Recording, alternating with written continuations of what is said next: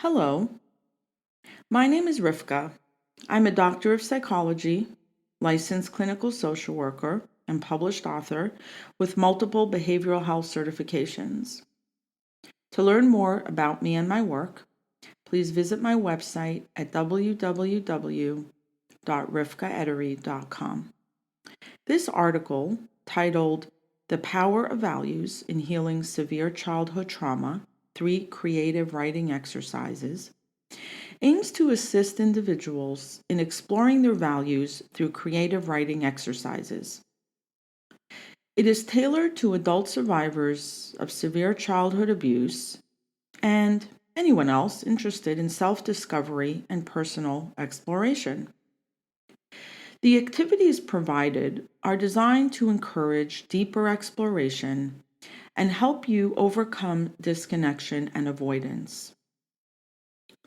This disconnection can be uncomfortable and unsettling for people of any age or life stage. Still, it can feel like a necessary and constant survival strategy for those who have suffered early childhood trauma. It's similar to a writer staring at a blank page, wondering, where do I start, or how do I proceed, without any clear sense of purpose? To combat this uncertainty, I have developed 3 questions that have multiple prompts to help you answer them. Feel free to add them to your toolbox if you find them helpful. If not, consider revisiting them at a later time, sharing them with a friend, or relying on your own wisdom to see what's right for you. The first question is intended to tap into your creative side, activating the right hemisphere of your brain. The second question will engage your analytical left brain.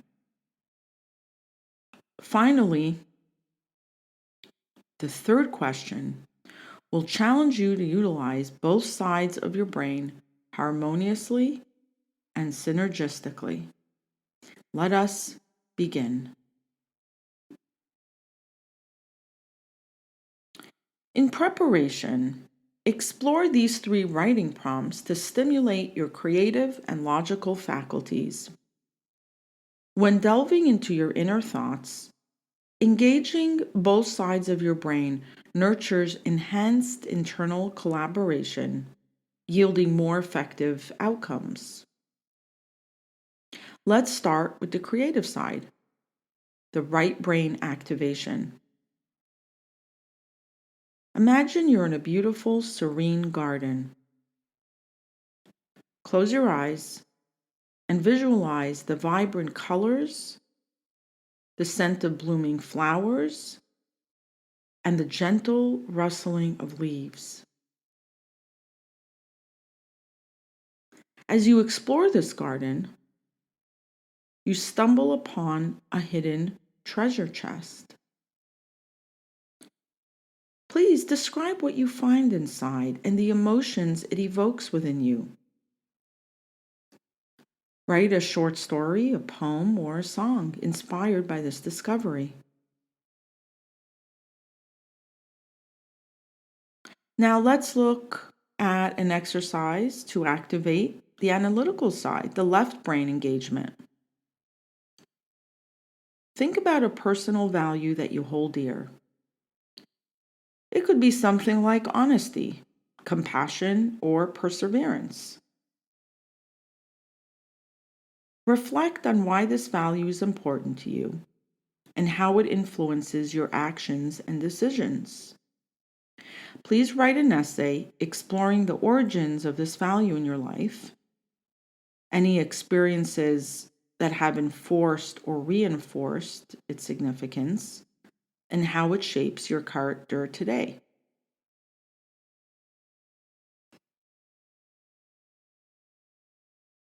Three, harmonious synthesis, which is both brain utilization.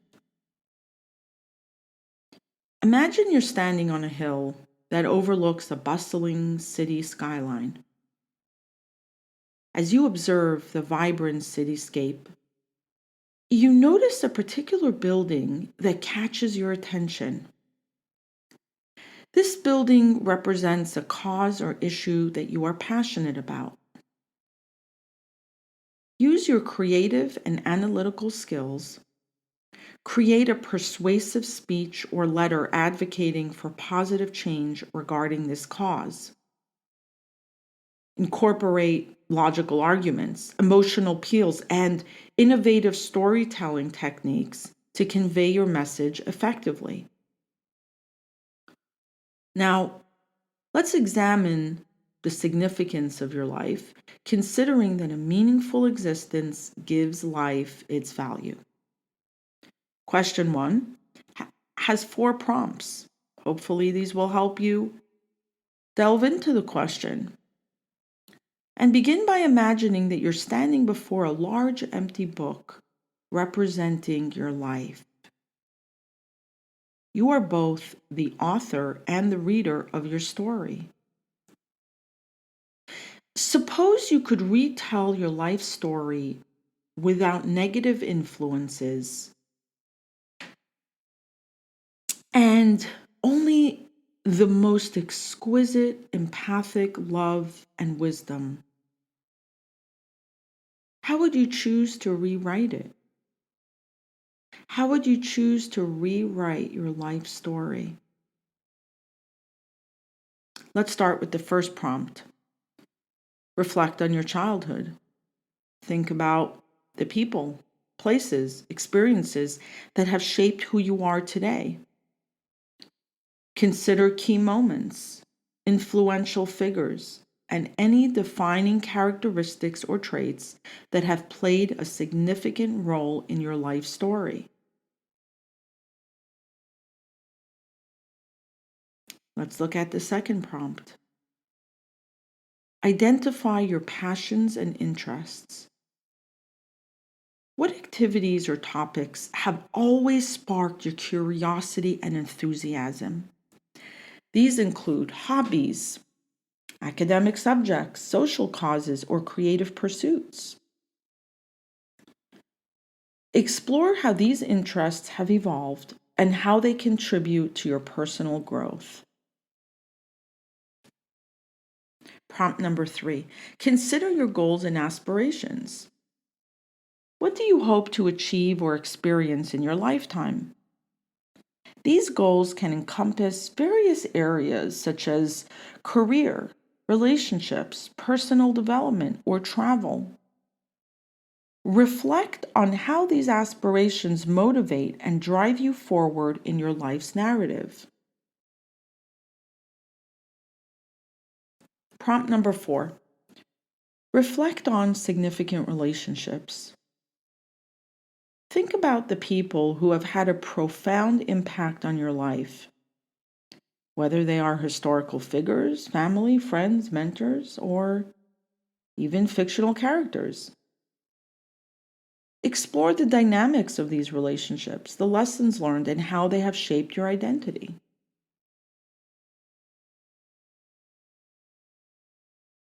Question 2. 6 prompts.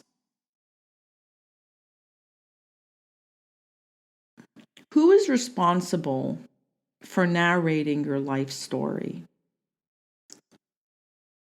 Values can be likened to a puzzle, each representing a specific aspect requiring crucial decision-making. This puzzle contains numerous riddles that need solving. For example, are hidden parts of your life obscured by dark curtains or locked away in an inaccessible vault? Are you actively pursuing your creative passions? What voice do you use to motivate yourself? The loving inner parent or the critical parent voice? These riddles can bring about anxiety as they trigger the fear of the unknown within yourself. However, they can also help you identify what you may be avoiding and actually be a great guide toward a value-driven life. Let's look at the first prompt.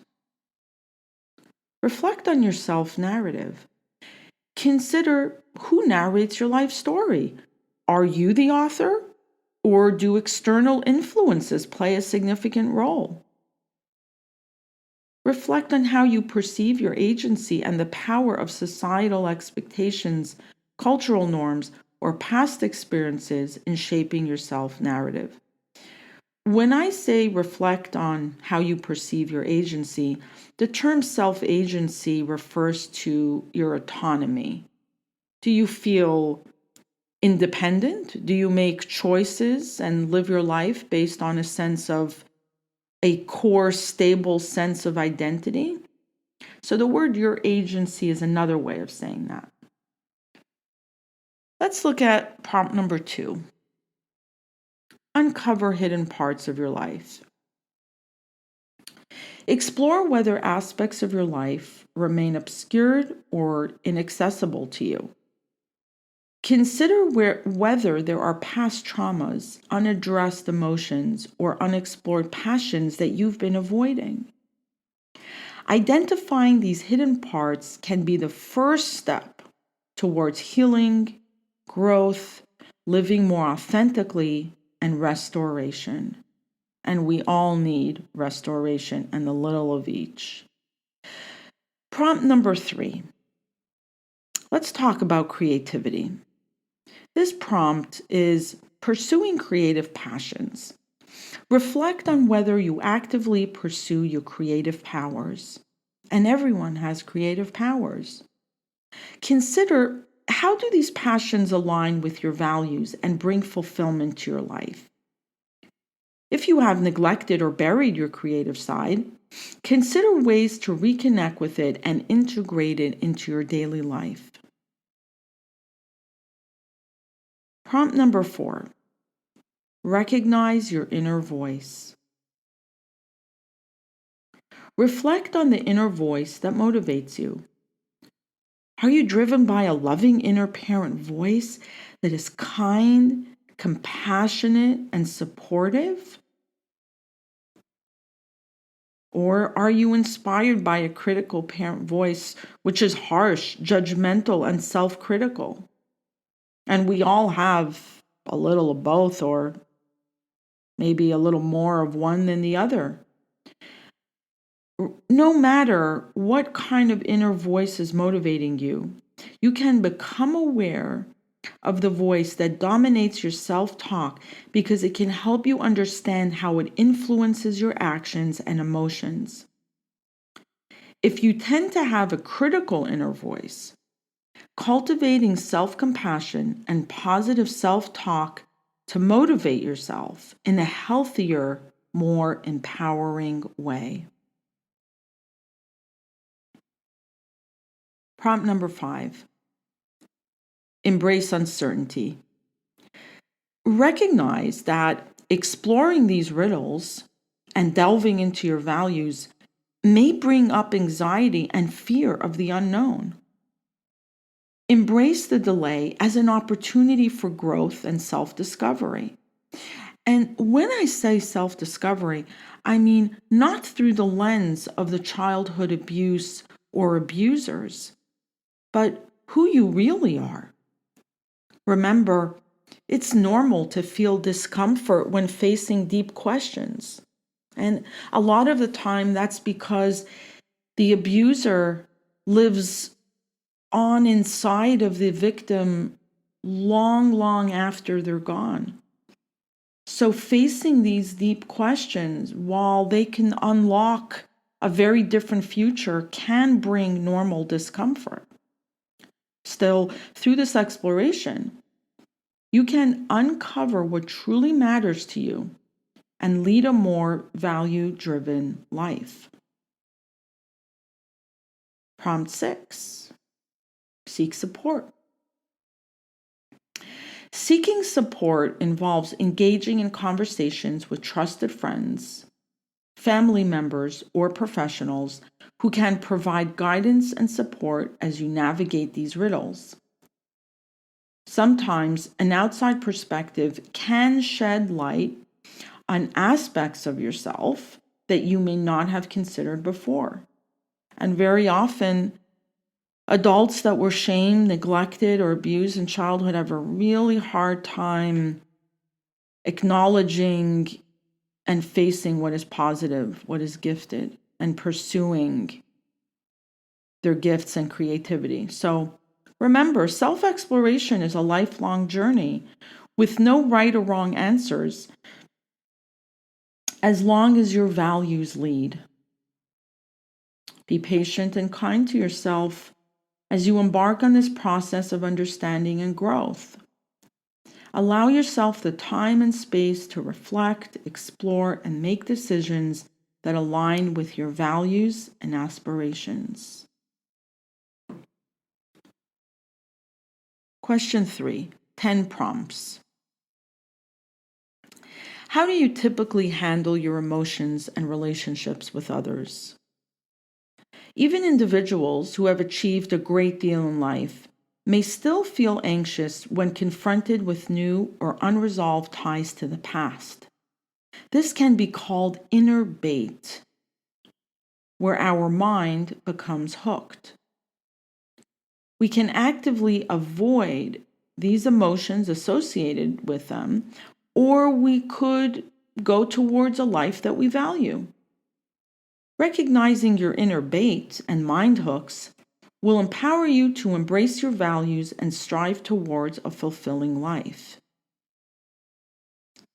The legacy you will leave will be strongly based on how you speak to yourself about your values and what strategies you employ for avoiding challenges, which can reveal much about your emotional well-being.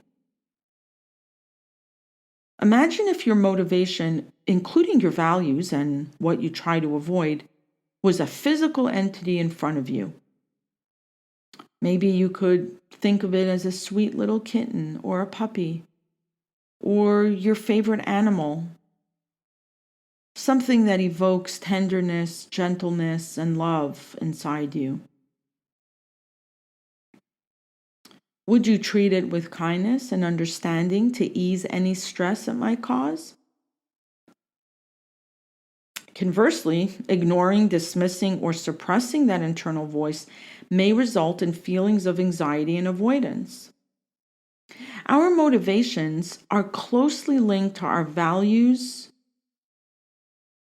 commitments, and sense of purpose in life. That's another way of saying where's your energy going? And also, our motivations are closely linked to how we talk to ourselves about these things, which impacts our overall peace of mind and anxiety levels. By practicing self-love, compassion, and kindness, we can decrease the nervous system's fight, flight, avoidance response and awaken a more open, connected, and relaxed energy. The polyvagal theory effectively validates and explains this concept. So let's look at the prompts. Prompt number 1, practice self-awareness. Take the time to observe and understand your emotions and how you react to things. Notice how certain situations or interactions trigger specific emotional responses in you. Pay close attention to patterns and themes in your relationships and how they make you feel. This self-awareness can help you identify areas that may need attention, growth, or nurturance. Prompt number 2, cultivate emotional intelligence. Emotional intelligence involves understanding and managing emotions,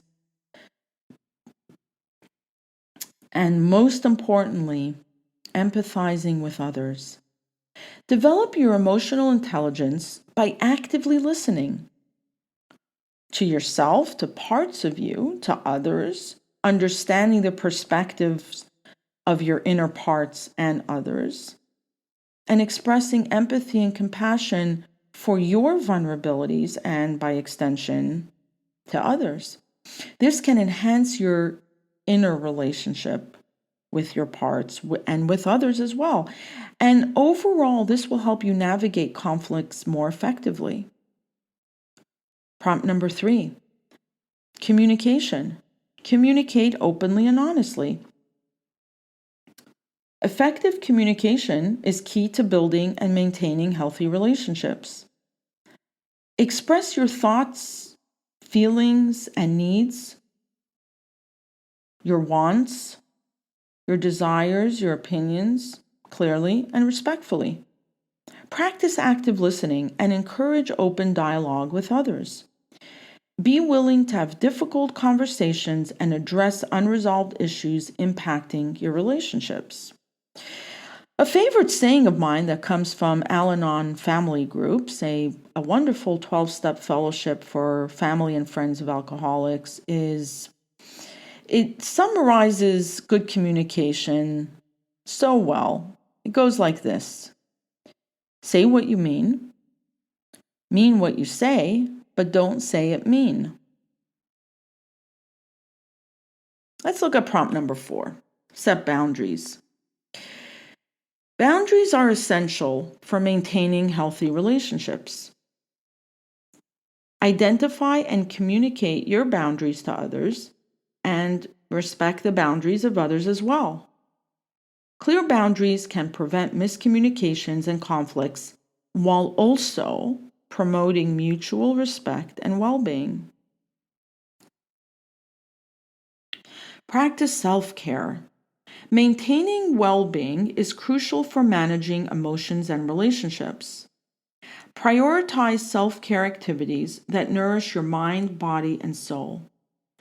This can include exercise, meditation, spending time in nature, pursuing hobbies, or engaging in activities that bring you joy and relaxation. Caring for yourself makes you much better equipped to handle challenges and maintain healthy relationships. So, how are you caring for yourself in your life? Do you have love, care, nurturance, your basic needs? Take a moment. Pause, reflect. How are you caring for yourself? Do you have any roadblocks to that? Do you find it easy in some areas and not in others?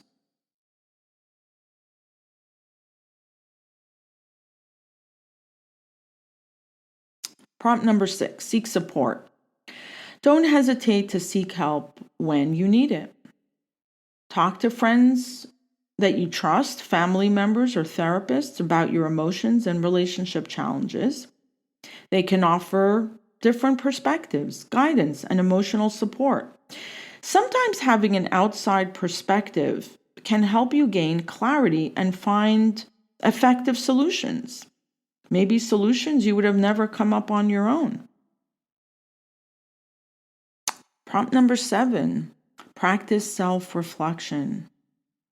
Why is self-reflection so important? Because when you're regularly reflecting on your values, your beliefs, and your goals in life, and you're evaluating whether your current relationships align with these values and whether they contribute to your overall well-being, you're in alignment.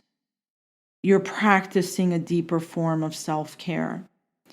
If connections are causing significant stress or conflict, consider whether it may be necessary to set boundaries, seek mediation, or even distance yourself from toxic relationships if there is no resolution and no common ground. Prompt number 8, continuously learn and grow. Relationships, people, emotions, life itself is complex, and there is always room for growth and improvement for everyone. Be open to learning from your experiences, seeking new knowledge, and acquiring new skills to enhance your emotional intelligence and relationship building abilities. For example, Read good books, attend workshops or seminars, or engage in therapy or coaching to deepen your understanding of yourself and others. Number 9, practice empathy and compassion. Cultivate empathy by putting yourself in other people's shoes and seeking to understand their perspectives and emotions. Show compassion towards yourself and others, recognizing that everyone has struggles and challenges. This can help foster understanding, forgiveness, and deeper connections in your relationships. It's also a great skill to build, which leads me into prompt number 10, our final prompt here. Embrace vulnerability. Building genuine and meaningful relationships often requires vulnerability. What does that mean? It means to be willing to open up to safe people, share your thoughts and feelings honestly, and allow others to do the same with you. Exposure can create a deeper connection and trust with safe others, leading to more fulfilling, healthy, and balanced relationships. Remember, coping with emotions and nurturing relationships is an ongoing journey, and we all need help. Be patient with yourself and others, and allow room for growth and learning. It's also important to seek professional help if your emotions or relationships significantly impact your well-being. Conclusion. To sum up, your values and instincts are influential forces that will help you remain authentic to who you really are. This is particularly relevant for individuals who have experienced childhood abuse and may not have received adequate support and treatment before, during, or after the abuse. It can be difficult for survivors to comprehend the severity of what happened to them, the wrongdoing of their abusers, and how to begin to heal. Survivors' sense of self-worth is typically the most affected, resulting in a lifetime of self-blame and loneliness. No matter your challenges, you always have the power to choose your path. Every decision you make is important and valid. Believe in yourself and move forward with confidence to create an authentic identity that accepts all parts of who you are without judgment. There are no negative parts of you, only aspects that require your love, wisdom, guidance, and support. When you take the time to listen to yourself, to parts of you that are young and vulnerable, you will discover the abundance of love and understanding that already exists within you. Remember these 10 essential points and continue moving forward with courage and admiration. 1. Practice mindfulness. Mindfulness is being fully present and aware of the present moment without judgment or without too much judgment. Because it can be hard to sit in the present moment without judgment. So I'm adding that little caveat. Without too much judgment, at least give it a try. Why is mindfulness so important, especially for trauma survivors? Because when you sit in a mindful moment, you observe your thoughts, emotions, and sensations without getting too caught up in them. Sort of like watching your thoughts and feelings go by on leaves on a beautiful, healthy, forward-moving stream of water. You don't get too caught up in them. Regular mindfulness practice can enhance self-awareness, something that, depending on how severe early childhood abuse was, that self-awareness had to be cut off in order to survive. According to polyvagal theory, that's the dorsal vagal nervous system activation. That's when we go into shutdown, disconnect mode. So when you practice mindfulness, You're becoming self-aware. It helps you emotionally regulate and increases overall well-being.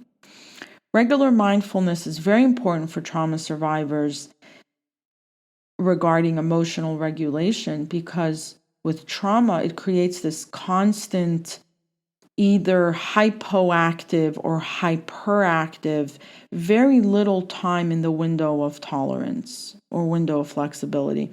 And what that means is if you can think and feel at the same time, you're emotionally regulated. You're in emotional regulation. If you can't think and feel at the same time, that's emotional dysregulation. And the early childhood abuse environment by default is extremely disempowering and dysregulating for the nervous system. So it's fight, flight, or shutdown, fight, flight, or shutdown. When you practice mindfulness, you're opening the window, you're getting some fresh air, so to speak. You're helping your nervous system think and feel at the same time. Let's look at the next one. Foster gratitude. Take time each day to reflect on what you're grateful for. This can help shift your focus towards the positive aspects of your life and cultivate a sense of appreciation. Consider keeping a gratitude journal or expressing gratitude to others, as this can strengthen your relationships and increase your overall happiness. With gratitude, it's common for victims of early childhood abuse and neglect to be so flooded with pain and anger that finding what to be grateful for could be difficult. Maybe even insulting. If you tell someone, hey, you're having a hard day, they're having a hard day, they're a trauma survivor, especially the younger and the worse, the harder it is where the original abuse happened. And so saying, oh, well, take time to be grateful can almost be invalidating. And so what I'm referring to here about fostering gratitude is, I opened my eyes this morning, I did a quick body scan, I am in no physical pain. I have the sight to see, I have the ears to hear, I am safe, I have the opportunity for restoration.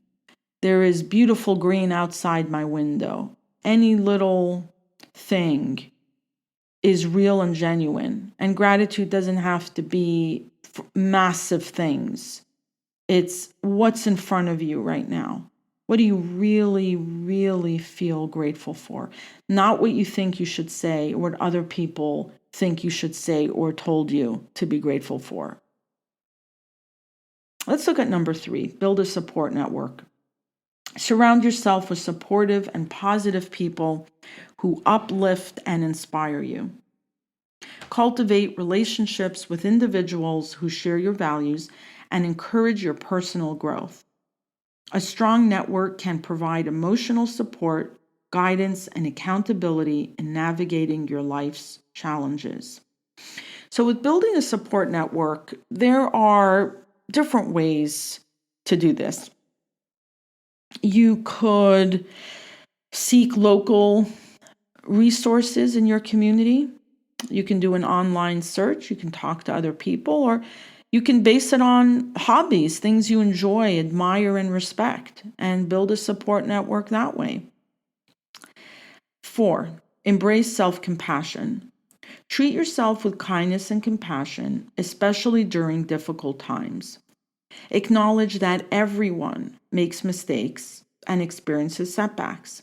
Instead of being harsh or critical towards yourself, practice self-compassion by offering understanding, forgiveness, and support. And here I'll make note that adult children of childhood trauma, untreated, unhealed, will have low self-esteem and be very judgmental of themselves. Without the self-compassion, it keeps the nervous system in fight or flight or shutdown. So when you introduce self-compassion in how you talk to yourself, when the voice is in your head and the voice in your head becomes one of self-compassion, you're actually helping to shift your nervous system state out of dorsal vagal shutdown or parasympathetic nervous system activation, which is fight or flight. You're helping to shift it into open and connected, relaxed, loving, kind.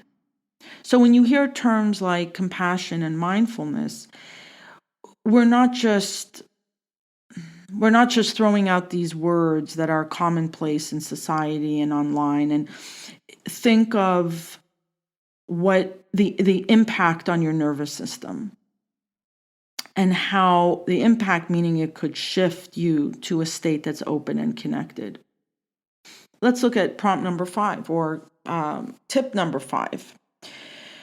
Set meaningful goals. Identify what truly matters to you and set goals that align with your values and aspirations. Having clear goals can provide direction and a sense of purpose. Slice your goals into more manageable steps and celebrate your progress along the way. This can prevent you from being overwhelmed, judging yourself harshly, and staying motivated and focused. And I cannot talk about meaningful goals without this very important word of caution. Don't compare yourself to other people. You know, everybody has their own life purpose, why we're here, what our task is. And when we compare to other people, we could never get started on our own or fulfill our own. So let's look at number 6, prioritize self-care. Taking care of your physical, mental, and emotional well-being is essential. Make self-care a priority by engaging in activities that recharge and rejuvenate you. This could include exercise, hobbies, and spending time in nature, practicing relaxation techniques, exercise, your favorite exercise, I said that already, or seeking professional help when needed. Remember to listen to your body and mind and give yourself the care and attention you so deserve. Let's look at number 7. There are a total of 10, so we got 4 more left. 7, embrace lifelong learning. Keep an open mind and be willing to learn and grow. Seek out new experiences, expand your knowledge, and challenge your beliefs. This can help you gain new perspectives, develop upgraded skills, and adapt to changing circumstances. Embracing lifelong learning can also enhance personal development and lead to greater self-discovery. Number 8, practice resilience. Life is full of ups and downs as we know it, and resilience is the ability to bounce back from adversity, and resilience is also in a loving, strong connection with your younger vulnerable parts as their loving parent. Cultivate resilience by not only developing coping strategies that work, learning from setbacks, maintaining a positive mindset, but really developing that relationship as a loving inner parent to your vulnerable parts. Remember to practice self-compassion and give yourself room to make mistakes and learn from them. Trauma survivors are notorious for that harsh inner critic. Resilience also involves seeking support when you need it. Find healthy ways to manage stress and maintain a growth mindset that sees challenges as opportunities for growth and compassion. Number 9, reflect and reassess regularly. Reflect on your values, goals, and progress periodically. Assess whether your actions and choices align with your values and adjust as necessary. This process of self-reflection and reassessment can help you stay true to yourself and ensure that you are living in alignment with your authentic self. A very important note here, the term authentic self is it's very important to emphasize that children that are abused, neglected without getting support and family therapy and family treatment have a really hard time with their sense of self. Now, according to IFS, Internal Family Systems Therapy, which I am a massive fan and admirer of, we have a multimodal mind. It's not just one person. For example, if you ever found yourself saying, a part of me wants to do this and a part of me doesn't. A part of me is afraid of something and a part of me is really curious about that same thing. We have different parts to us. When there is untreated early childhood abuse and neglect, these parts in us, which we all have, become very extreme. They become polarized. So when you're learning to live your authentic self is that loving inner parent or inner core is love, is light. I mean, pure and simple is love and light. And when we channel that love and light as a loving inner parent to our young parts, that's living in alignment with your authentic self. Untreated childhood trauma, we are not living in alignment with our authentic selves. We are in constant bait and hook mode internally. And that means constant avoidance, constant struggle strategies, bait, hook, avoidance, struggle strategies. So when you're reflecting and reassessing regularly on your values and your goals, and you're living in alignment as the loving inner parent to your inner child, this brings me right to the final summation point. Stay true to yourself. Trust your instincts and your core values. Be authentic and genuine in your actions, decisions, and relationships. Remember that you can choose your path and make decisions that align with your true self. Trust in yourself, your goodness, your light, your love, and believe in your abilities. Remember, all of these suggestions are meant to serve as guidance, and it's important to find what works best for you and adapt them to your unique life and circumstances. Embrace the journey of rediscovering yourself through a lens of the redemptive love of compassionate empathy. Your nervous system will thank you. I hope you enjoyed this article. Thank you for taking the time to visit with me today. To learn more about me and my work, please visit my website at www.rivkaedery.com. See you soon.